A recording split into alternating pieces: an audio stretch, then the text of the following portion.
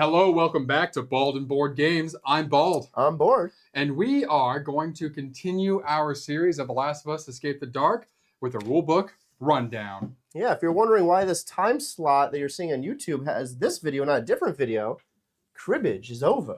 Check out game number 48 and see what happened. Yeah. Or don't. Or or don't.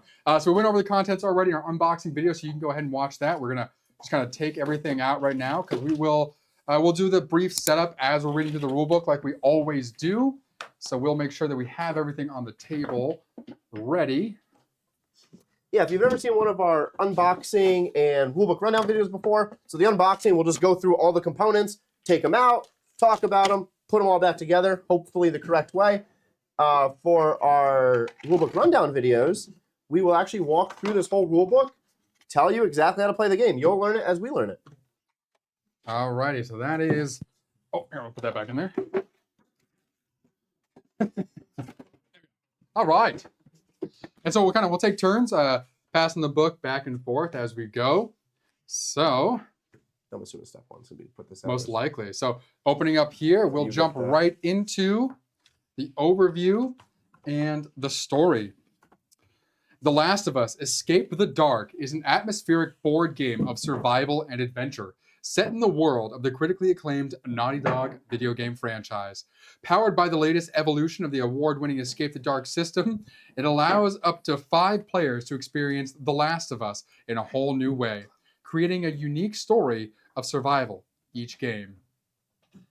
She's like, no, I don't want to go out. Yep. Nice. We have our little dog in here, and she's chewing her bone.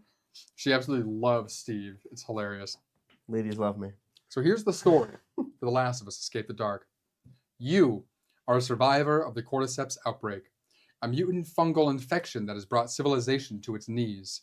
Within the quarantine zone, also known as the QZ, you live a harsh life, suffering under the brutal martial law and strict curfews of the totalitarian Federal Disaster Response Agency, also known as FEDRA.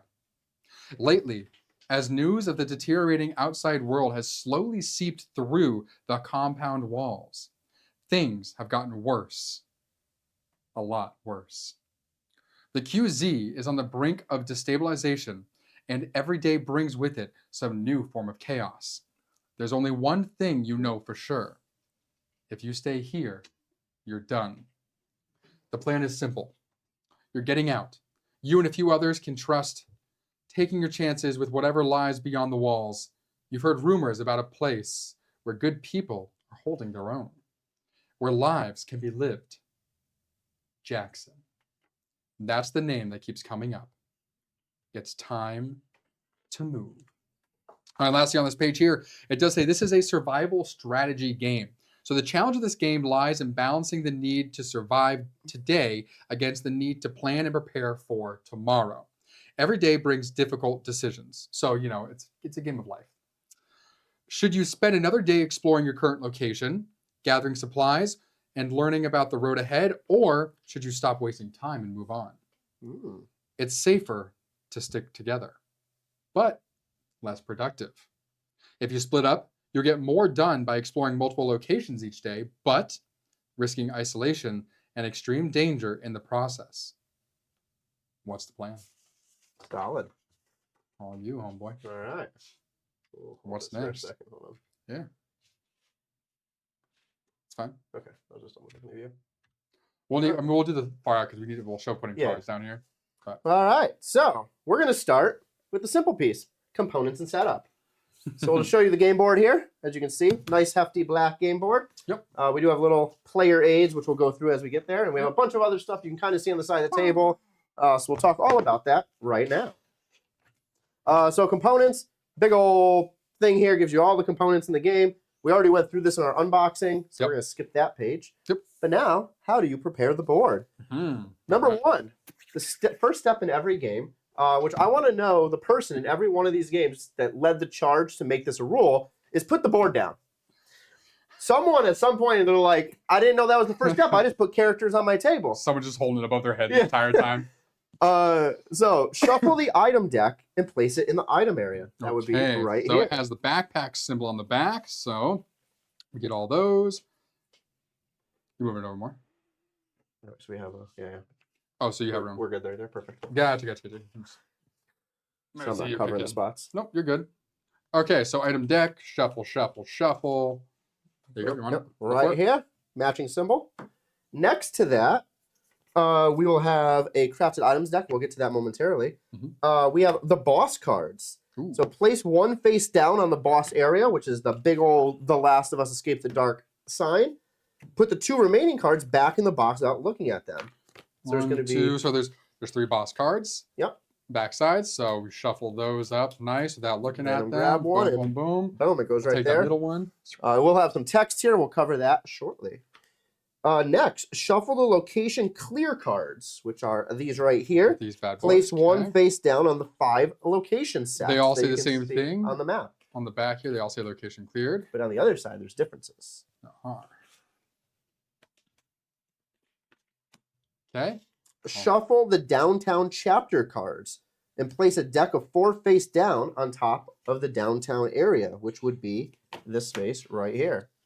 Going downtown, back in the alley. All right, so you'd shuffle these. Boom, boom, boom. So It it should be says 4. 7 total. You're going to take 4 and put them there. The other Right 3 here? will go back. Yep. So We'll 1, go back in the box. 2, 3, and 4. Repeat this step for Lakeside, Suburbs, and University, but not the sewers in the center. Okay, so put sewers down. No, just kidding. I read that wrong. And the Do it sewers for in the all center. 4 other ones. And the sewers in the center. And the sewers in the center. All right, so only 4 for each of them. Yes. That one's Lakeside. Where's University? University down there. Right here. It's up here. You're wrong. Nope, just yeah, I can't. 2, 3, 4. Suburbs is down there. Yep. Which is right here. So We'll just take 4 out randomly. Boom, boom, boom. Boom. 2, 3, 4. Boom. And then Lakeside. 1, 2. Okay. Shuffle the set of QZ cards that correspond to the number of survivors in the game. So there's a 1, 2, 3, or 1 and 2, or 3, 4, 5, or 1, 2, 3, and 4, 5. If I remember correctly. Yeah, I'm looking for Probably at the bottom. campfires. There they are. It's campfires. Yeah, so 2 and 3, and then a 4 and 5. That's how they're split up. So So 2, in this 3, case, 2, 3, we're playing 4, 2 of 5, us. 4, 5. We would take only the 2 3s out. So not those, not those. So we have 3 of these. So we deal 1 to each location, it says. Place 1 face down on east and west of the QZ zone. Okay. Back Put in the box. remaining cards back in the box. Now you looking at them along with any unused other cards. Okay. And so 4 and 5 and the 1, 2, 3 left over. So put over here. Okay. Shuffle the camp cards in the same fashion. Okay, so these also say 2, 3, 4, 5 on them. So that's 2, 3, 2, 3. Boom, boom, boom, boom. Place 1 down on the camp space of each of the 5. So there's a little fire symbol that matches. And put the remaining back in the box. Okay. That 1 left over 2, 3. And Yep. 4, 5s over there, which is our box location. Now we have stashed item decks. As you can see on the board here, some of these say 2, some say 1. So we're going to have 2 different decks, the deck of 1s and the deck of 2s. We're going to shuffle each one. So for the number 1s, which will be the bottom 3 locations down there, we're going to shuffle them up, place the decks of 4 cards face down on each area, put the remaining card back in the box. So you should have 13 cards.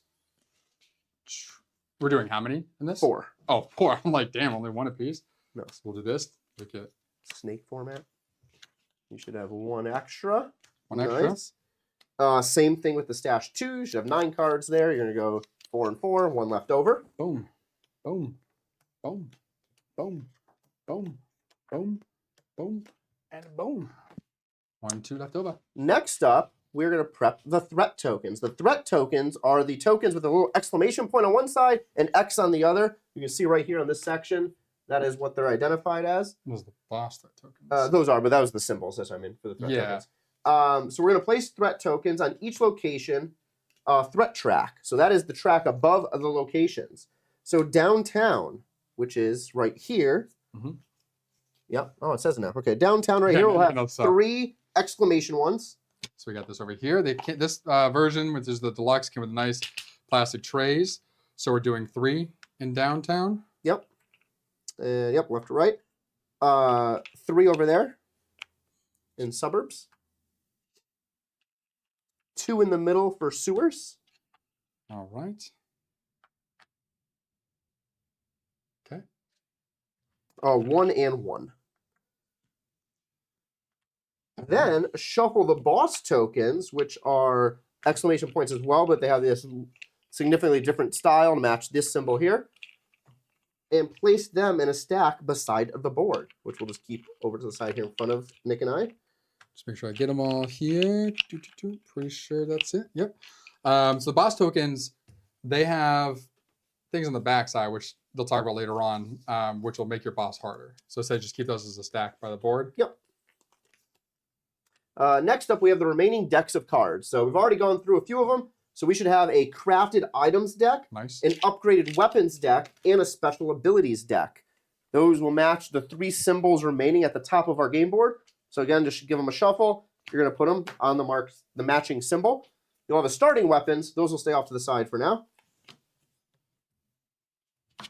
Upgraded weapons, boom, boom, boom. Those match that symbol. And special abilities match this symbol.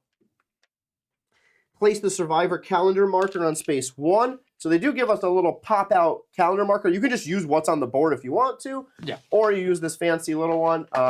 Nick and I will probably just use the board for streams. It's this a little rickety. Yeah, it's interesting that they have like the laid in. So it just moves the token over, but you can just slide it over. What's funny is yours. What's funny is like you can have it on the actual board, which most likely will get slapped off by Steve. But if the token's in that piece, then the whole thing will just get slapped off by That's Steve. true. We're gonna put a token on space 1. I forgot actually. So because we have the deluxe game, we actually get to use clickers on this bad boys. Nice. Well, you do that. We're gonna grab this piece. So while he's setting that back up, so we have this little circular white token that'll sit there on the 1 space. And then the last thing it says to do is place all remaining dice, threat tokens, cubes off to the side of the board. So we have those down here off the screen. There's a bunch of dice, like literally a bunch of dice. There's probably like we got 4 by 20. There's a lot. 70 dice, 60 to 70 dice, plus a bunch of tokens. So those will all just hang out over there. Last thing to call on the setup piece of the game, then we will get to preparing the survivors, is the threat tracks. So each location right there has the 4 spaces. The number of threat tokens at a location is their threat level. This represents how dangerous the location is and will be taken into account during combat and on some of the card challenges at that location. Whenever threat tokens are placed on a threat, place the exclamation point side up, which we just have these, from left to right. Each space on a threat track can only have 1 token or miniature. If the threat track is full, no more tokens can be placed. Chapter cards will instruct you when to remove these tokens. Whenever threat tokens are removed, remove them from right to left. Makes sense. As you know. You did forget one thing, actually. So the track at the top, the second piece of this, there is an infected marker that also goes down. So there's a black one you can put down, but because we have the deluxe, we get a clicker head we can put on there. And that'll go on the X at the very end next to the number 16. Yep. So I assume that there's probably cards that make that infected move closer to us, limiting our time. That makes sense. All right, I'll do this and you can start day 1 playing game. Want to grab a board? Let's go. You're going to grab a Joel. Joel? Yes. How about Joel? I'll take Joel instead of his sister Joelle. And the last one. Of course. Yeah, for those of you who are interested in the boards, we looked at it more closely. But there are 6 characters in this game. So Joel, Tommy, Bill, Ellie, Tess, and Marlene. And the deluxe version is in set. So it has that dual layer board, which is pretty awesome. Yeah. So I snagged... When you're making your decision, as you can see here on Nick's point of view, there's a might, a cunning, and a wisdom. Those vary based on the characters. Yep. Also, in the disillusion section, there's different abilities that you'll gain that you can utilize as you unlock them. Those will vary as well. Everything else will remain the same on like how many spaces you have. Yeah, this whole thing is a fun little section that we'll read about in a moment here. Obviously, we're going to the rulebook verbatim, but I think this is a cool thing. The game is single player or up to 4 players, I believe. Is that what it says in the box there? That's a great question. Should say in the box. I don't know. Let's find out. Let's look for the box. It's going to the be on the bottom side. of the box. Yep, of course. Nope. Should be on the side. Nope, this box is useless. It says in the Here we front. go. 14 years or younger. Nope, not for 14 years or younger. Nope, that's all it says. It doesn't. It literally doesn't tell you. It should. It's up to 5 players. Oh, we Duh, already 4 knew to that. 5. Stupid. Up to And 5 it's not- players. yeah. But it's Except- you're always playing. If you're playing single player, you're always playing with 2 boards. Hence the 2 to 3 Yeah. players. That So makes sense. cool. You want to be Ellie? Sure. We'll just have that set there. Yep. All right. So we're gonna go through how to set up and prepare the survivors. Now we got the board covered. How do we do this? So each player chooses a survivor to control. You take the survivor board and that survivor's die. So in the thing, there are 6 large dice. 1 matches each character. It'll say their character name on one of the sides. As you can see, Joel. on all of the sides, actually. And then I'm gonna grab this one for you. This is Sure. Ellie. Boom. On the survivor board, place 1 cube. This would be those gray-black cubes that we have. In space 14. That will be your health. Place 3 additional cubes in the character flaw track.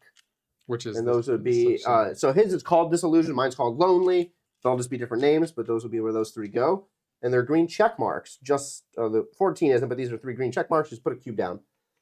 Place the chosen character survivor token. In this case, we don't care about that. So the survivor tokens, just so you know what they look like, this is Tessa's, but they look like this. There's a white side of the picture, and then there's a black side of the picture. But we have miniatures. We do. We are still going to be using the tokens, which I think it covers on this handy sheet here, which I guess we should let you know as well. So we're using the clicker miniatures, like I said, on the board, but you still use those threat tokens as well. It says here, however, when playing with miniatures, threat tokens will be used with the X side up to track the use of camp actions. So good to know. And the X side of those exclamation points looks like this.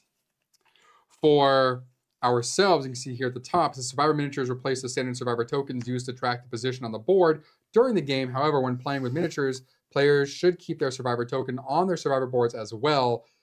They will still be used to track your daily actions. So I'll get the miniatures, and I will also get our tokens, so we have that to track our daily actions. Let me find Ellie's for you. That's Marlene, Tommy, Tess. There's Ellie. Give that, and we'll find the miniatures. Here we are. So we got Joel here with his gun, of course, and Ellie with her little knife. All right. So once you have those characters chosen, you're going to put them white side up in the central of the QZ side on the game board.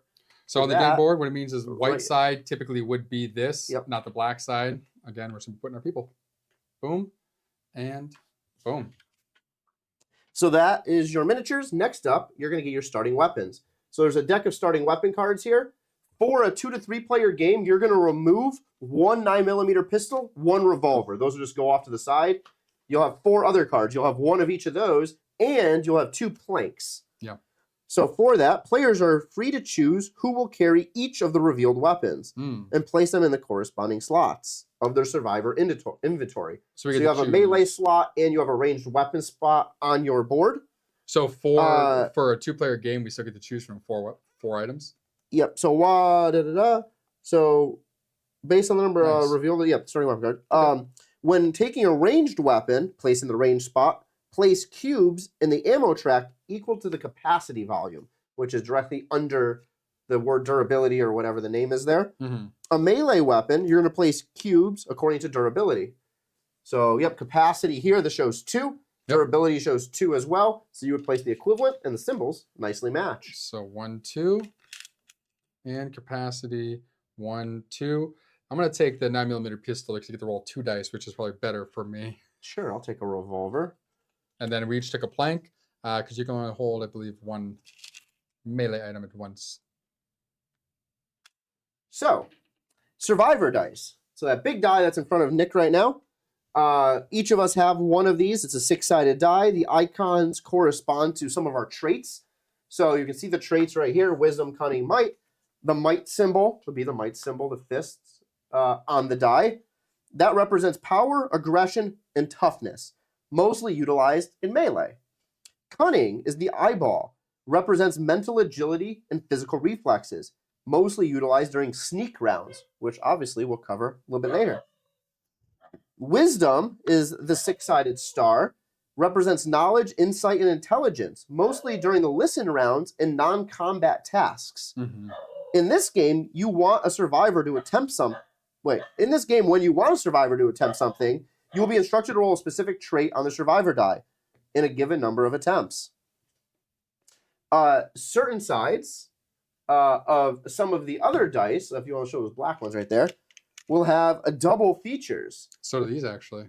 Oh, there we go. So dice have double features, meaning a double feature features two different traits. When a double is rolled, both traits apply, and it counts as a success even if only one of them was required. Crit is the last side of that die. Represents survivor doing something perfect and succeeds regardless of the trait. So it's a wild for all three traits. When you roll a crit during combat, you hit the enemy and also block their attack, which we'll talk about blocking later. When you roll a crit during a non-combat challenge, you and any survivors involved in the chapter instantly succeed. End the challenge without further effect and read success. Nice. Character flaws, as you said, that is the disillusion track. Each survivor has a character flaw that they can try to overcome during the game by carrying out the 3 actions listed below in the order shown from top to bottom. You got to follow the arrows. Mm-hmm. When a survivor completes the topmost action, immediately remove the cube beside it. The next action down is then available. When the last cube is removed, the survivor has overcome their flaw. Immediately browse the special abilities deck, and that would be right here. Mm-hmm. That was a great guess. Okay. Oh, sure. Immediately go through that, choose one and place it on your survivor board, covering the character flaw. That special ability is now in play and can be triggered whenever it is applicable. Nice. While only the topmost uncompleted action on the list is ever so you have to go in order. Mm-hmm. But that doesn't stop the survivor from taking other actions further down the list first. But doing so does not remove the cube. Mm-hmm. So, for example, Nick's last one says fight alone. Explore alone and defeat an enemy. So he can still do that, just doesn't get to remove the cube for it. Yep. And now, items in inventory. So again, on your player board at the bottom row, you have 3 item slots and you have an ammo slot in the middle. Each survivor has inventory spaces with 6 total slots. We have 2 covered by weapons right now, 4 remaining. Whenever a survivor takes a ranged weapon, place cubes in the ammo track, again, to match capacity. If it's a melee weapon, it matches durability right above. In the ammo slot, you can stack as many ammo cards as you like. So you'll gain those through the item deck up here as the game progresses. The item slots may only contain cards with item. As the ammo, item cards, as with ammo, item cards with the same name can be stacked. So if you have 3 of canned food, you can just stack the canned food. If you ever get a card and don't have space for it, you have 4 options. You can either discard the card, claiming you don't need it. You can give it to another survivor who shares your location. You can use it instantly, which is nice. That's different than most, because usually you have to swap it and then use it. Yeah. So you can use it straight away, or you can make space on it by using or discarding another card. So you can just discard that card. You can discard another card on your board and replace it, or you can use a card on your board and place it in the empty slot. Yep. Discarded cards are placed in the discard pile beside the board, so wherever you want to make that. Mm-hmm. They are considered left behind and remain out of play for the whole game. Players may examine the contents of that discard pile at any time. If a deck runs out, it does not get replenished from the discard. Mm-hmm. You are then just screwed. You're SOL. All right, let's pull out. That's what she said. Okay, playing the game. Each game begins with a prelude phase called the Quarantine Zone, after which is played over a series of 16 days, tracked by the markers on the calendar, so the top of the board there. The objective of the game is to reach Jackson and defeat the boss. If you do this before time runs out, and with all survivors in your group still alive, you win the game together. If time runs out, the calendar markers collide, so that white reaches either the black, or if you have the miniature, the infected head. Just, Or if any survivor dies along the way, so that's any single survivor, not all of them. And of course, that means their HP is reduced to 0. You else would all, I don't know. You all lose, and the game ends immediately. Imagine you just could die because you have too much health. Yeah, You're you just like too jacked and like sugar overrush. your heart just explodes. So Prelude, the quarantine zone. So flip over both QZ cards, east and west areas. So we flip these over. Let's zoom in right there so you can see that a little clearer. Perfect. So you flip those over. Okay. Choose a direction each survivor will exit the QZ, placing their survivor token on the corresponding QZ card. So we can go the same way or we can split up. It's our choice. You want to read those? So in the west, we have Contact the Fireflies. So we will gain intel at the university, gain intel at Lakeside, and we get to draw a 1-item card. Or if you go the other way, you can use the Smuggler Network. You'll gain intel at the suburbs, gain intel downtown, and draw 2-item cards. But down at the bottom, it says each survivor taking this route loses 1 HP. What would you like to do? To the right. Knew it.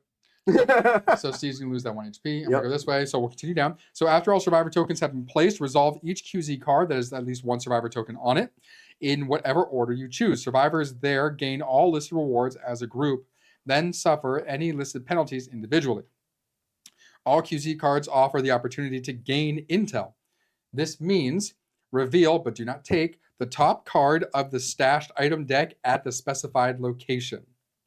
If it's an event card, read the on reveal effect and then discard it. The intel has helped you avoid danger. If it is an item or weapon card, leave it face up on top of the stashed item deck. You've learned something useful has been stashed at that location. All right, so I think we have University and Lakeside. University and Lakeside there.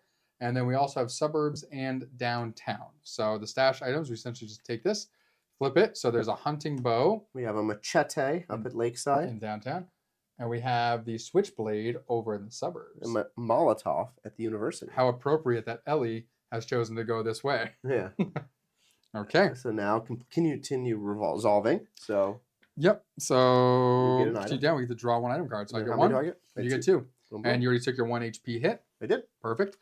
All right. So I got a snack bar. So this will go into one of your 3 item spots. What'd you get? 2 ammo. Hey, what's good because now you have it for this. That's true. So you'll be able to reload after you use it once.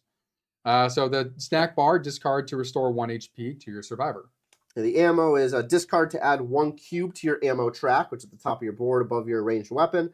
Combat round, as your combat action, discard this card to also add 1. So I can do it to the preparation action or the combat action. But you can never have more cubes in that track at the top than your capacity on your gun. So yeah, so I'd have to shoot, and this is like reloading pretty much. Yep. All right, so exit the QZ by moving all survivor tokens on its east side to the survivor space at the suburbs location. So at the Bottom right which corner. is down here. And then yeah, you're right And there. then over here, boom, as Nice. well. And those on the west side is, yep, to the downtown location. Perfect. So reveal the camp card at each location at which survivors are present. So now these camp cards will flip. So there is 1. And Zaya is 1. Discard both QZ cards. The survivors have left that place behind. You are now ready to begin day 1. So you're not going back to the QZ. All right. You are no longer safe. You are no longer in a safe space. Days. We just have the clip of Ralphie. I'm in danger. I'm in danger. Each day comprises 2 phases that must be completed in order. Huh? You want to read those? Oh, I mean, it'll tell us. It'll tell us. Sure. I'll read them when it goes over camp actions. Makes sense. So first is the travel phase. So during which survivors can move between locations. 2 is the action phase, during which survivors take 1 daily action at each location. In addition to this, they may take any number of applicable preparation actions and potentially some bonus actions for successful exploration. So the travel phase. Obviously, it's skipped on day 1, but this is what you would typically do. So on all other days, travel is optional, and the direction of travel is up to you. In any order you choose, each survivor may travel a distance of 1 location. So here to there. Wow, you can't go from here up to the lakeside. If a survivor travels, move their survivor token one space to one of the survivor spaces at the destination. So just like I moved here at the bottom, there's these 5 survivor spaces at the bottom of every single location. If a survivor travels to a location with an unrevealed camp card, revealed immediately, just like we did here. After all survivors who wish to travel have done so, begin the action phase. There are such things as blocked routes. So on the board, there are lines connecting the routes. Maybe hard to see on camera. Oh, there you go. Perfect. So this line here connects the route. So some routes are connected by a particular space on the location threat track, much like this one. If there's a threat token, or clicker in our case, on that space, the route is blocked and cannot be used to travel until the threat token is removed. The chapter cards will tell you when to remove them. So you have no choice Stay there and do some but shit. to explore this location and try and essentially find a way out. Which makes sense why there's 3 at the bottom and less up on top. Or the action phase. Yeah, all right. You want me to take that? Might read? Sure. Make it easy. Action phase. So quickly too, there is this nice little handheld that goes through a lot of what we're talking about. So you can always reference that as the game progresses to know everything that's going to happen in these different phases. So daily actions. You have 2 daily actions. Oh. I'll say 2. Oh, I thought you were... No, you're good. Every action phase, in any order, you may choose these actions. But you can only take 1 daily action at the location. Mm. So, camp is the first one. You can choose an action on the camp card. Declare which survivor will take it. So if we're both the same location, only one of us would take it, and apply the effect. Place a threat token X side up, covering that action to show it's been used. So now, would you like to read the campfire song action? Absolutely. Sorry, I'm just going to step out of my way here, where we can access these easier. All right. So on my area, so one of my 2 camp actions are ammo stash, which has 1 use. Fully reload a ranged weapon. Up to 2 survivors can do that, it says. Cool. Medical supplies, 1 use. Restore 3 HP. 1 survivor only. Yep. So yeah. So each time you use it, you're going to cover it with a disc so that it's been used. Exactly. Over here, it says gain intel at any 2 different locations. 1 survivor only. That's manifest. The other one is medical supplies as well. Same thing. Restore 3 HP. Only 1 survivor can do that. Yep. So the way they say it, so let's say Nick and I are both at the same location, or if we're playing a game, let's say with 5 players and a bunch of us at the same location, the way they recommend doing it is if you have this little token here, when you're done with your action, just flip that token to the black side to show that you have taken the first daily action of your action phase. Yep. It's a good way to keep track. So that's why they tell you to continue using these tokens, even if you have the miniatures, because you can't really flip your miniature over on its head. It doesn't stand up. Thanks, Captain Obvious. So that is for the camp action. So again, if you have 3 people at that location, only 2 can do the camp action because there's only 2 actions available. So now the other action... Actually, except for this spot. I guess unless because this one says up to 2 otherwise. survivors. Yeah. Explore is your other option.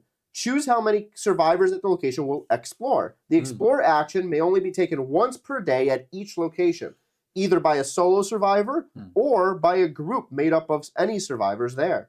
Once the group is chosen, it cannot be changed. Nominate 1 survivor to take the lead. Some chapters are dangerous, but you won't know until you flip the card. Whenever the word you is written in bold capital letters, it applies only to the take the lead survivor. The player controlling the nominated survivor flips the top card of the chapter and reads the italic story text aloud. So Nick, we'll do this one here for you. Give a sneak peek of what there is. So it's a picture of a safe, which I have right here in front of me. The search for supplies leads you to an abandoned record store. It appears to have already been picked clean. Until pulling back a false panel, you discover a rusty old safe. To try and crack the lock, nominate 1 survivor present to roll 2 wisdom or 1 crit in 3 rolls. Okay. So I would be the one who would have to do it because I'm there. Yep. So this works one of 3 ways. If it says 1 person, like Nick just read, you would choose 1 person. If there's multiple people participating, you just choose 1 to do it. Never choose Nick. Never choose Nick. When rolling dice. If it says all survivors present, that does not mean all survivors in that location. It means all survivors who agreed to explore prior to flipping the card. Again, you would follow the instructions, do whatever it says. If you succeed, read success. If you don't, read failure. Mm-hmm. Then discard the chapter card, creating a discard pile off to the side of the board. Let's see if I can succeed at this. I got this. Oh, there's one that I need. How many do you need? I need 2 and 3 rolls. And failed. Oh, and I failed. So failure here says it won't budge. Time to move on. Discard a threat token. So we would get rid of one of these guys. And then I just don't get anything from this. And then that just goes off to the board, wherever. Yep. Clearing a location. You are not required to complete all chapter cards. But if you do, you will be rewarded with bonus actions. Bonus actions can be taken in additional to your daily action. When the final chapter card is discarded, follow the instructions on the location clear card at the bottom of the stack. Bonus actions are one use and are taken as a group. If you wish to take bonus actions, you must do so immediately when the location is cleared. They cannot be saved for later. The bonus actions for clearing a location include Rest, which allows you to restore HP, Scavenge, draw cards from the item deck, or use Workbench, which allows you to upgrade or fully reload a ranged weapon in the inventory of one survivor. So upgrading would be these upgraded weapon cards up here. To fully reload, you would just go up to capacity on your weapon. Yep. Yeah, so on the back here, so on the front side of this card here, when you location clear, it tells you discard any remaining threat tokens in the location, discard any remaining cards in the stashed items deck at this location without looking at them. And then it says to turn over now. So you would get rid of everything that's left in this stashed item deck when you clear the location. And then here it just reiterates, as a group, you may immediately take the following bonus actions. So use medical supplies, scavenge, use workbench like you just went over. And then you would discard this at the end of the day. Yep. In addition to that, some of the cards that are in that stack may say the word search. So if it says the word search, this gives you a chance to go through the location that you're currently at. So immediately you would take 2 bonus actions or 4 if you choose to lose a day and add a boss token, which we'll cover in a moment. You may take the same number of bonus action multiple times, but you must resolve each action in full before taking the next. During this, bonus actions include gaining intel, reveal the topmost unrevealed card of a stashed item deck. Like we did If here. it's an event, automatic with an on-reveal effect, automatically do it. If it's a weapon or an item, leave it face up, but now you know what's there. Yep. You can raid stash, take 1 face-up card from the stashed items deck, and put it into the inventory of any survivor at that location. Nice. And then you can draw blind. Nominate a survivor, draw the topmost unrevealed card from the stashed item deck. If it's an event, apply the one drawn effect. Some events feature U effects, which only apply to who is nominated to draw the card. If it's an item or a weapon, you can either put it into the inventory of any survivor or leave it face up on the deck. Cool. And then you can also scavenge, which is draw 1 card and put it into the inventory. So a lot of it allows you to put cards into the inventory. So those will be told to you on the cards. And it's on the back side of the the help cards as well, just because that is a lot to remember for search. It's all right here. Yep. Losing a day. So as it said here, you can choose to lose a day for some of these effects to gain something additional. If you choose to lose a day, instead of getting 2 bonus actions, you'll get 4.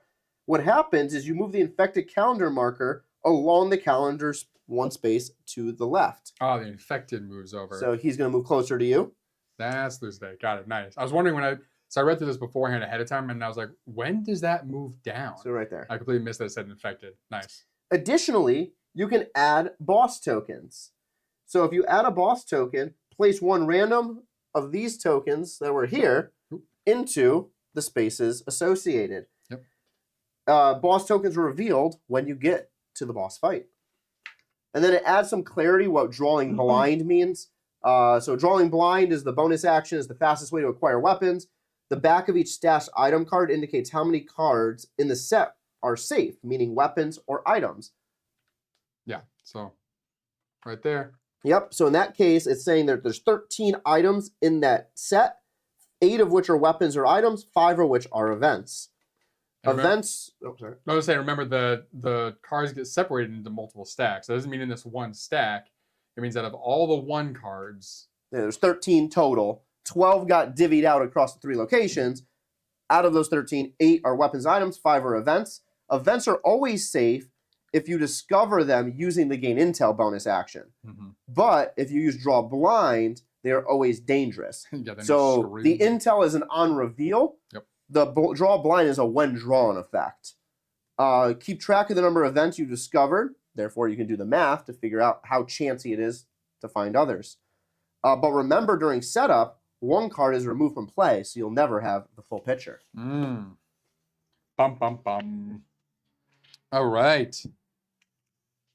Preparation actions. Before or after a survivor's one daily action, you may also take as many preparation actions as you wish. However, preparation actions cannot be taken during the events of a chapter card. So when you're in the middle of it, can't do this. They may only be taken before the chapter card is flipped or after it is discarded. Preparation actions may also be taken during the travel phase. Makes sense? So these are the preparation actions. You can trade. Move cards from one survivor's inventory to another at the same location. Boom. Traded weapons Just remain. kidding, we're at the same location. If we were. Traded weapons remain in the same ammo/durability state they were before being traded. So if you've used it, you can trade it. Craft. Discard 2 crafting material cards in the correct combination to craft an item. And it says see the crafting menu on the rules reference card. Yep, right here in the dead center. There's 6 of them. It tells you 2 items each and then what you get out of it. Awesome. Then you would browse the crafted item deck and take the corresponding card. And that's one of the decks at the top of the board there. Next to the item deck. Upgrade a melee weapon. So to upgrade a melee weapon, you must have at least 1 durability remaining. So that's this here. You can have at least 1 of those black cubes remaining on your durability on your melee weapon. Discard 1 binding card, 1 blade card, and the melee weapon card you are upgrading. Then browse the upgraded weapons deck and take the upgraded card with the same name. So if I had 1 left here, if I had, this is the upgraded one? Yes, read. Oh, nice. Yeah, the effect. Yep. So then if I had a binding, a blade, and this one, I would discard all of this. And I would get this new upgraded plank here. So the difference here, it only has 1 durability, but it says whenever you hit an enemy, you may discard 1 durability cube to remove an additional black. The little black squares are these little black. Oh, these are in there nice and tight. Yeah, they are. These little black dice. So it looks like you don't have to get rid of this durability to do so. Just you can get rid of this, which would destroy the plank. Yeah. Nice. Reload. Discard 1 or more ammo cards from a survivor's inventory. So, like Steve had it there. So if I had this ammo, I would discard this to reload and add 1 cube to the ammo track. So if I was down by 1, I'd discard that ammo and I'd be fully locked and loaded again. But remember, you cannot load weapons beyond their capacity value. So I can never go beyond 2. Use item. Discard an item card. Apply its effect. For example, discard a snack bar card to restore 1 HP to your survivor, which I have here. Boom, and it would restore 1 HP. The end of day. When every survivor's token has been flipped to its black side, so this boom, so we've all taken our actions, indicating that everyone has taken 1 daily action or that you've decided that you won't be taking one. So that's key to note. You do not have to take an action. You can choose to abstain. And no one wants to take any further preparation actions, the day is over. So to begin a new day, you're going to move the survivor token along the calendar track by 1 space to the right, like Steve just did. You're going to flip the tokens of all survivors back to the white side. Then you know you're ready to go again. And begin a new day with the travel phase once again. What happens if you get to turn 3? So those are called outbreak days, those exclamation points on the track. Certain days in the calendar track are marked with an exclamation point indicating an outbreak. The infected are growing in number. When a survivor calendar marker is moved onto an outbreak space, immediately add 1 threat token or clicker miniature to the threat track at each location. Unless its threat track is already full or the location has been cleared, in that case, you just skip the location. So if we hit that, we're adding 1. We'd add 1 to the end down here. We'd add 1 here. And then we'd also add 1 and 1 at the top there as well. If this was a situation and we hit that marker, then we would be adding one here, one there. We wouldn't add any over here because it's entirely full already. And then we had one at the top too as well. And that is the end of the day. So then it goes through on the thing here, just some examples of the day, which I don't think we need to cover. We kind of went through that as we were doing in our it. playthrough video. But you want to start going over combat? Hold on. You're looking for a spot you want? No, I thought it was a quick combat and then right to like endgame scoring. And I'm like, oh, I'll take endgame score, but this is a lot of combat. Oh, in a whole. No, it's not that long. So once he gets back there, it's literally just combat and then the examples. That's it. Yeah, gotcha. Cool. Well, all right. So combat. When a chapter card instructs you to begin combat, this applies to all survivors in the group who took the explore action, not just the survivor nominated to take the lead. The enemy is now represented by a row or several rows of chapter dice. Chapter dice, the more chapter dice, the harder the fight will be. So, yep, those chapter dice are all of those. The other ones, just to call it out, is we have white and black dice as such. These are called ammo dice. These are called hit dice. Yep. So those will be used in other circumstances here in a moment. So combat is fought in several rounds, with each survivor taking one combat action, attempting to hit the enemy and removing some of those dice. The goal is to remove all of the dice in as few rounds as possible. When all of them have been removed, the enemy dies. Combat setup. Chapter cards that are involved in combat have rows of icons at the bottom representing the enemy's stats. To set up the combat, place a row of chapter dice in the marked space below the chapter card, matching the enemy stats. If there's only one survivor in combat, use the solo section. If there's multiple survivors in combat, use the group section.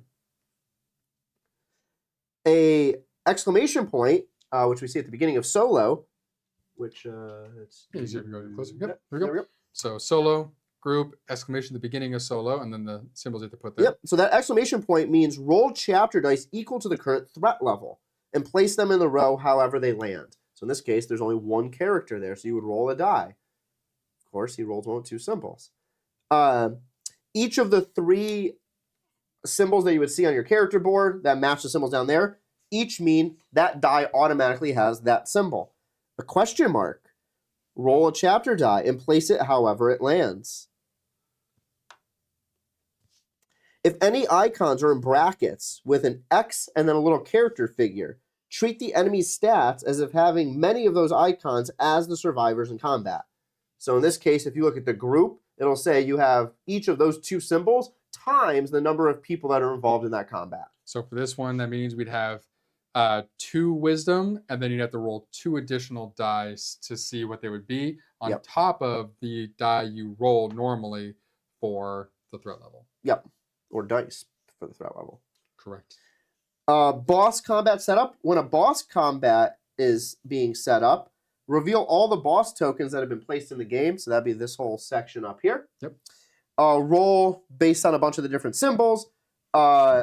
Additionally, there could be things that say no listen, no sneak. Mm-hmm. That'll just mean those are not available to you. And then I'll do pre-combat. So pre-combat. So going back here. Yep. Oh, nope, sorry. Almost. There we go. Here we go. So some chapter cards offer survivors the opportunity for a listen round and a sneak round before beginning combat. As you can see, those two do not have a line through them. Therefore, they are available. If they are available, you can then go and do them in an optional manner. You can only ever do each type once. And this happened, they must happen in the order of listen, then sneak, then combat. Mm-hmm. So then it'll go through what is a listen round, what is a sneak round, and then it'll go through how combat happens. All right. So, for the listen round, this represents the survivors taking a moment to quietly study the enemy positions, hoping to change the configuration of the chapter dice before combat starts. So any number of survivors can attempt to listen, but must do so one at a time, and each may only attempt it once per listen round. For a survivor to listen, a listen check must be passed. Choose which survivor will take the first listen check, roll their survivor die. To pass the listen check, you must roll wisdom or a crit. So, of course, Steve rolled a crit. Unfortunately, he's not at my location. But if you rolled a wisdom, He's gonna act like he just did it. They pass. You may change up to 3 chapter dice to show traits of your choice. So these chapter dice here, I could change it to 3 of them. So this one that's double, I would turn that one most likely to might, because I have 4 might on my side. I would probably change all of these to might realistically, because I have a lot of might on my die, and then cunning and wisdom. So that's what that would mean. If you rolled a crit, they pass with perfection. You may change up to 5 chapter dice to show whatever traits you want. So I probably would change them all to that if a crit was rolled, like Steve just actually did. If you roll anything else, you fail, which would most likely be me. So you would roll 1 additional die and add it to that row. Nice. Yep. And again, this is completely optional. So if you don't want your chances to be with the dice, just skip it. You're correct. You don't have to listen. So after the first listen, You don't have to listen. I like this philosophy. After the first listen check, regardless of the result, choose whether to make another listen check for a different survivor or to end the listen round. So after I succeeded with flying colors, Steve could choose to go. Or after I absolutely failed, which added that one on there, Steve could choose to go if he wanted to or not. Again, if he's at my location. Unfortunately, he is not at my location, so I'm stuck with these 5 dice right now. Mm-hmm. The sneak round. So this represents the survivors using stealth to try and become hidden and then make a sneak attack on the enemy, potentially removing some chapter dice before combat Like an starts. ambush. Cool. Any number of survivors can attempt to become hidden, but must do so again, 1 at a time. For a survivor to become hidden, a sneak check must be passed. Choose which survivor will make the first sneak check and roll their survivor die. To pass a sneak check, you must roll cunning or a crit. No. Or instead of rolling, you may discard a throwable item to distract the enemy and automatically pass. That's fun. You just need a throwable item. Let's see, does it say a throwable? It should. I think the bottles that are in there are throwables, and probably the bricks. Brick says throwable item in the top right corner. Yep. Nice. If rolling cunning, they pass. So the survivor can successfully hide. They've successfully hidden and will be eligible to make a sneak attack, which we'll go over below. If you roll a crit, you pass as well. The survivor has hidden, and their upcoming sneak attack will remove any additional chapter die if it hits. Cool. If you roll anything else, they fail. That survivor has been detected and given away your position. All survivors that attempted a sneak check in this sneak round, including those who succeeded are hidden, immediately take damage equal to the enemy's highest attack value. The sneak round ends. No sneak attack can take place and combat begins. So if one person makes noise, you're all screwed. So if Steve successfully hid, and I was like, you know what? I could do that, even though Joel only has a cunning of 2. I'm like, yeah, got this. Got that? We're all screwed. Yeah. I tripped over something, or I stepped on a bottle. This went from Last of Us to The Quiet Place. Yep, pretty much. Well, they're kind of the same thing. If the first survivor passes their sneak check, players must then choose to either make another sneak check for a different survivor or try to become hidden as well. Or make a sneak attack with only the one survivor who's already hidden. So once one passes, you can choose to stop, and that one individual can choose to make a sneak attack. Yeah. Or you can continue trying. All right. So making a sneak attack. When players decide to make a sneak attack in any order you choose, each hidden survivor makes either a melee or a ranged sneak attack. A melee sneak attack does not require a weapon, but it automatically hits. So you would remove 1 chapter die of your choice, or 2 dice if you rolled a crit. So if you roll cunning, you successfully snuck, then you can do your melee attack, which automatically hits, and you would remove 1 of these dice automatically. If you rolled a critical, like that, nope, you were fine. We had it beforehand. Yeah, nope, like that, then you would get to remove your normal 1 die, but additionally another one. So that's for melee. Melee automatically hits. On top of that, if you have something like the upgraded plank that Nick has here, it automatically hits. If you want to get rid of this durability cube, you can then take off extra 2 dice as well. Correct. Some weapons and item cards can deal additional damage on top of this, Nice. as detailed on the cards themselves. Hilarious. Use these cards is optional, and you may only trigger one card per survivor. So in true bald and board game fashion, as we explained in our little intro video at the top of our playlist, we tend to do this where we read through the rule book and we either question, here he actually Or stated predict. it, and it came right afterwards in the rule book. All right, so there is a ranged sneak attack. That requires a ranged weapon, of course, or a throwable item, and does not automatically hit. Instead, you must roll ammo dice to see if the survivor hits. I'll roll it. Just like shooting or throwing action in a normal round of combat. So, same wow. Nice. For each hit that's rolled, which is that symbol, which you can't see, which is that symbol. For each of those that's rolled, apply damage as described on the weapon or item card being used. Remove one additional die if the survivor rolled a crit on their sneak check. So these, you get to remove any die of your choice, period. And then it tells you on your cards, when it says, depending on how much it says hit. So here, this means I remove one black cube for the hit. Yep. The max fire rate says you can only roll one die. Yep. Versus capacity means you have 2 bullets, but you can only roll 1 at a time. Correct, which I misunderstood when I took that weapon originally. Yeah, you did. But it gives me an extra shot, Yep. which I'm fine with. Where Steve's weapon over here, Ellie's, so he only has 1 ammo with the 1 capacity. Same thing, max fire rate is 1 at a time. But if he hits, he can remove 2 of these black dice. Yep. And these dice for the hit are, let's see, 4 and 2. So you have a 66% chance to hit. Yeah. Or in Nick's case, a 0% chance. So if you rolled a crit, then that crit, again, allows you to remove 1 additional die on top of whatever damage your weapon just caused. If all the ammo dice miss, that survivor's sneak attack has no effect. Yep. The enemy never attacks back in a sneak round. They are caught by surprise. Combat round. Want me to keep going? Yeah, that's it. And then this is all a sample. Oh, well, they have these are the actions. And the reload, withdraw, bypass. These are all still. Oh, so you just want to finish? Yeah, I do that. You want to do melee actions? Okay. So combat round overview. So after any available listen or sneak rounds have been completed or skipped, combat begins. Combat is fought in a series of rounds. Each round, each survivor must carry out 1 combat action: melee attack action, shoot attack action, throw action, which is an attack. You can reload, you can withdraw, or you can bypass. Each combat action is explained in detail later in this section. Survivors can all take the same action, all take different actions, or any combination. Important.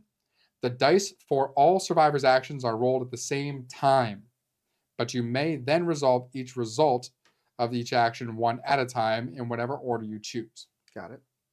So we attack it once. Each round, after resolving a combat action of all survivors, if the enemy is still alive, check to see if they attack back. After all survivors have taken their 1 chosen combat action, and after checking to see if the enemy attacks back, the round ends. Begin a new round with players declaring 1 combat action for each survivor, and rounds then repeat in this way until combat ends. Combat only ends when one of the following occur. The enemy is defeated. All chapter dice have been removed by the survivor attacks, which completes the chapter. So all these are gone. One of the survivors is killed. Their HP is reduced to 0, which ends the game. The survivors choose to withdraw or bypass, which will be explained in a moment. When the enemy is defeated, discard a threat token from the threat track at the location, then search the location. The search action we covered earlier. It's also on your card that allows you to gain intel, raid the stash, draw a blind, or scavenge. Combat specials. Some enemies have a combat special, an ability or effect, which is explained on their chapter card. These often break the standard rules in a devious way, making for fearsome opponents. Keep combat specials in mind while fighting. They are easy to forget in the heat of combat. There are no combat specials on the one that we have right now.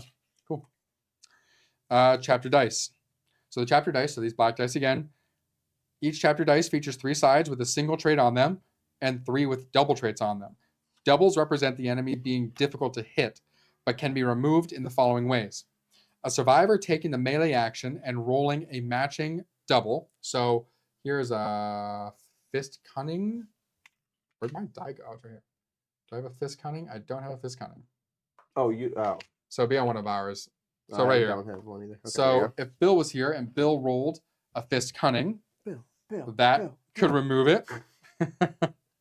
Or if it was me still and I rolled a crit, that would remove the double face die.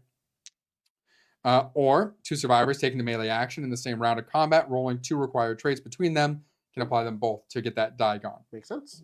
Survivor applying damage from a ranged weapon, melee weapon, throwable item, or sneak attack that allows them to just straight up remove any die of their choice. Nice.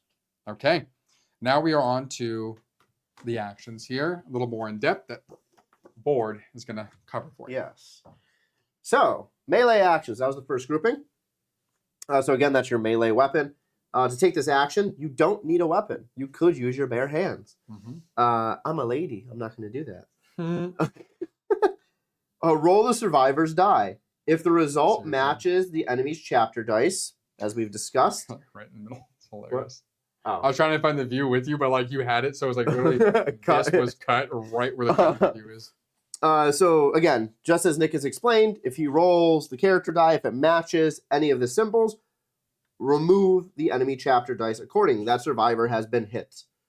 So if you roll a single symbol, remove 1 die that matches that trait, or combine with another survivor's for the double symbol. If you roll a double, remove 1 die matching the double, or remove up to 2 dice matching the single. So you can if you had a might and a cunning on the die Nick just rolled here, out there you can remove both dice. One of each. if you had one of these. So this was a might. Yep. A might as well. You could get rid of both of those. If you roll a crit, die of your choice.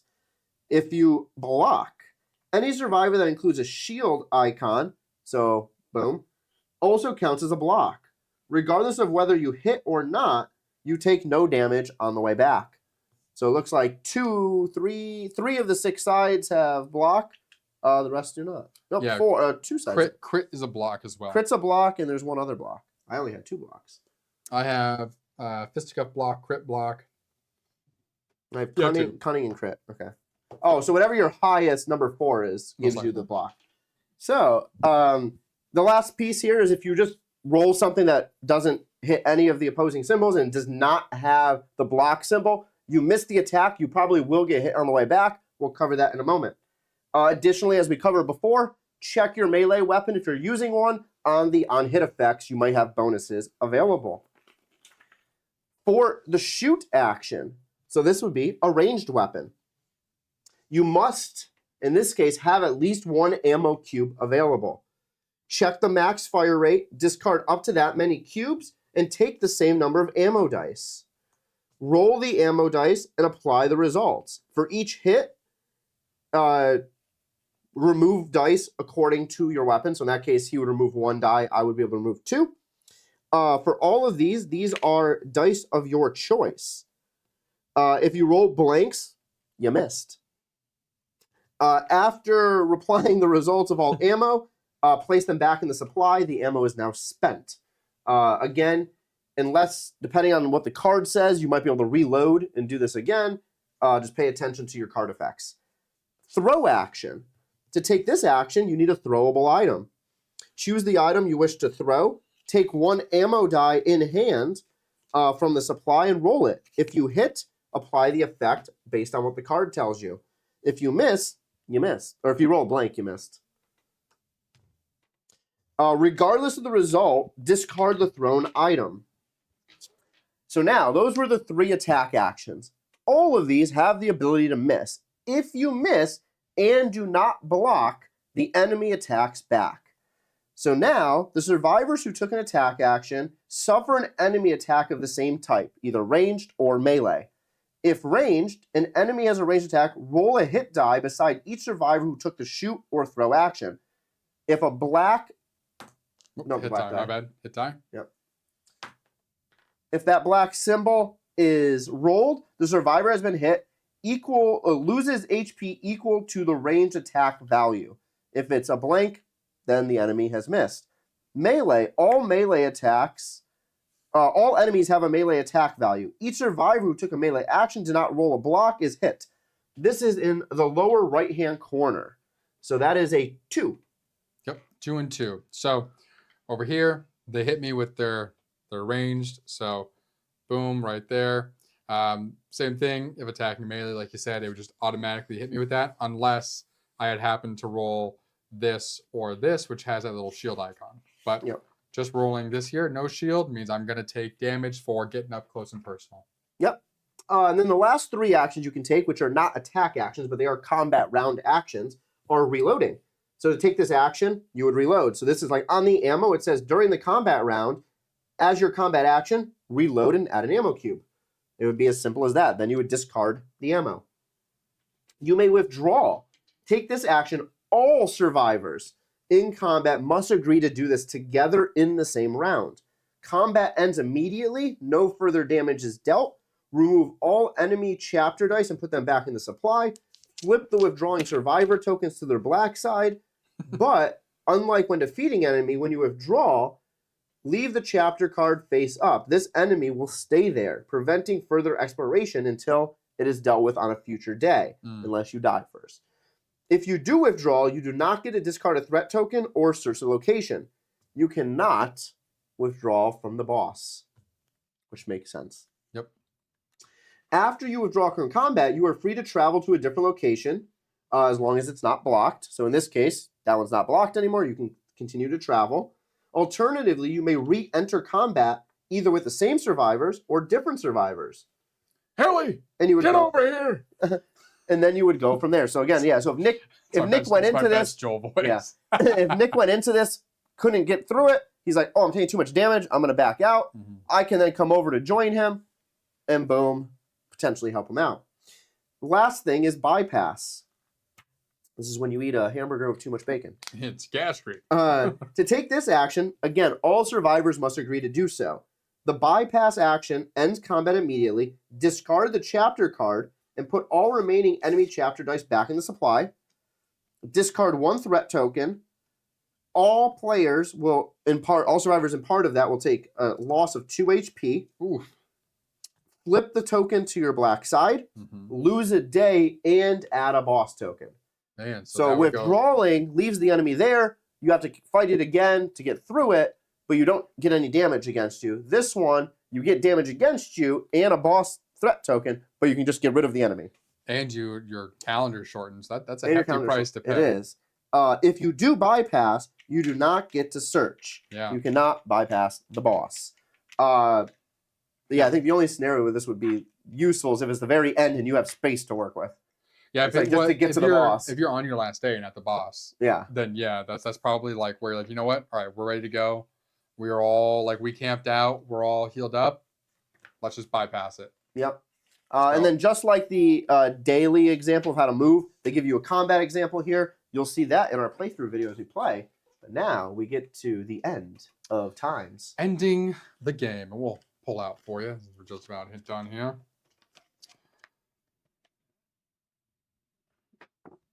Make sure that I turned the sound back on, like when we restarted the recording. Ending the game. Continue completing days until you either win or lose the game. I love it. That is the 2 options. Always. You win if you defeat the boss at Jackson and all survivors are still alive. You lose if any survivor's HP is reduced to 0. They didn't make it. Or the survivor calendar marker and the infected calendar marker are on the same space on the calendar track. Boom. Kissy, kissy. You run out of time. Or a 6th boss token is placed beside the boss card onto the space marked with an X. Jackson has been overrun. That's it. So unfortunately, we don't get the option just to say, screw Jackson, we're going to survive and move on. We have to be nice and attempt to save this dude. Yep. Yeah, no, that's fun. I mean, I'm sure it's going to be difficult to win but easy to like learn and actually play, yeah. which is fun. Everything's pretty straightforward on how to maneuver and fight and everything. I mean, it's all dice rolling. Yeah, roll dice. You're not gonna want to play with me, or I'm only gonna roll for might. Might crit. Look at that. The only time he's ever gonna Nailed roll it. Just wasted it. But I like the idea, like the little crafting menu, very reminiscent of the game, like finding supplies so you can do the crafting. The listen and sneak thing is fun. The fact you can throw a bottle to sneak past. Mm-hmm. Yeah. Cool. All right. Excited to find out what's going to happen. Yeah. Yeah. So this game is not. So coming up in January, we will have our War and Factions month. Yep. We're super excited for that. We have Ascendancy, which our unboxing video is live. You'll see the rulebook rundown as you see this one shortly of that one going up. That one will be a little bit more interactive because their rulebook is a bit of a tutorial. So you'll actually see gameplay as well. It'll be about a 2.5 hour to 3 hour video of like pretty much going through a whole gameplay. Yep. So that game will be featured in our full playthrough in January. This game, we will find a day to play. So stay tuned on our playthrough for Last of Us Escape the Dark. Yeah, we may choose a Saturday when we typically do our campaign game to jump into that. So yeah, give us a follow on Instagram at Bald and Board Games, on our Discord as well under Bald and Board Games.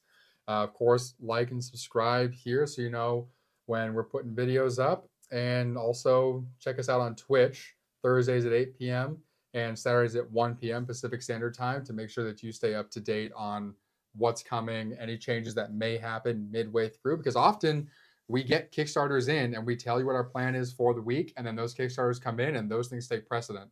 The unboxing, at least. So yeah, and definitely share your thoughts and opinions if you have the games that we're unboxing and going through. Yeah. If you found a rule that you're like, oh, I didn't realize that rule worked that way, but thanks for explaining it. Or if you saw we did something wrong, let us know. That's usually the case. Usually the case, yeah. There's usually one thing that we just read completely wrong. And that's what we're doing this month in December. Yes, it is. We're doing games that we played wrong. So first, we played Castles of Burgundy, which we still played wrong. We haven't played it right at the very beginning. We played it was the turn order track. I think only one actual turn was affected by us doing that wrong. But somehow someone won because of that. No, I'm just kidding. Hey, more power to them.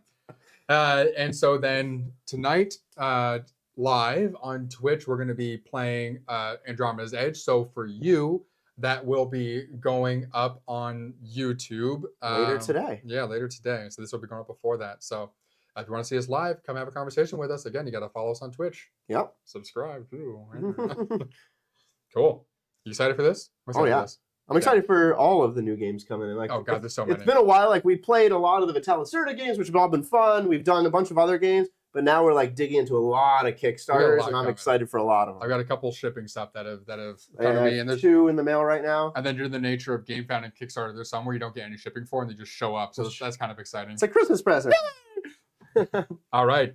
Well, thank you for joining us here as we did our rulebook rundown of The Last of Us Escape the Dark. Yes. By Naughty Dog and Themeborn Games. This was a Bald and Board Games production.